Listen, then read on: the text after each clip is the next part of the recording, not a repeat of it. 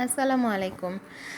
গতকালকে আমি ছোটো মাছের একটা ঝাল রেসিপি করেছিলাম, তো সেটাই আজকে আপনাদের সাথে শেয়ার করতে যাচ্ছি। তো সেই জন্য ফার্স্টে আমি এখানে তেলের মধ্যে অনেকটা পরিমাণে দিয়ে দিয়েছি পেঁয়াজ কুচি। পেঁয়াজটাকে একটু নাড়াচাড়া করে এর মধ্যে দিয়ে দিব আদা রসুন বাটা, দিয়ে দিব অনেকটা পরিমাণে মরিচের গুঁড়া, হলুদের গুঁড়া, স্বাদ মতো লবণ দিয়ে একটু নাড়াচাড়া করে এর মধ্যে আমি দিয়ে দিব হচ্ছে ছোটো মাছ আর টমেটো একসাথে। আসলে এই মশলাটাকে খুব বেশি ভাজা ভাজা করার প্রয়োজন নেই। এখন এই যে মাছ আর টমেটোটাকে দিয়ে আমি সব কিছু একসাথে একটু ভাজা ভাজা করে একটু কষিয়ে নেব।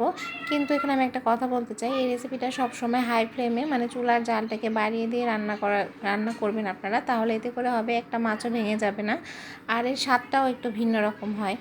তো এই তো আমি এখানে ভালো করে কষিয়ে নিয়েছি। এখন আমি এর মধ্যে দিয়ে দিব পরিমাণ মতো পানি।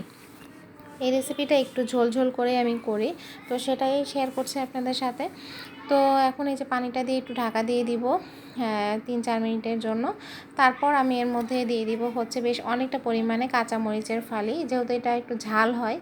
এখানে মরিচের গুঁড়াটাও দিতে হয় একটু বেশি, আবার কাঁচা মরিচটাও দিতে হয় অনেকটা পরিমাণে। ঝাল না হলে আসলে মজা লাগে না। তো এখন আমি দিয়ে দিব ধনিয়া পাতা কুচি, দিয়ে জাস্ট হচ্ছে 2-1 মিনিটের জন্য ঢাকা দিয়ে দিব। তাহলে রেডি হয়ে যাবে আমার আজকের ছোটো মাছের একদম ঝাল ঝাল একটা মজার রেসিপি, মানে আসলে একটা দুর্দান্ত স্বাদের হয়ে থাকে। আপনারাও এই শীতে এটা অবশ্যই একবার হলো ট্রাই করবেন, গরম ভাতের সাথে জাস্ট জমে যাবে। তো আজকের মতো এখানে আল্লাহ হাফেজ।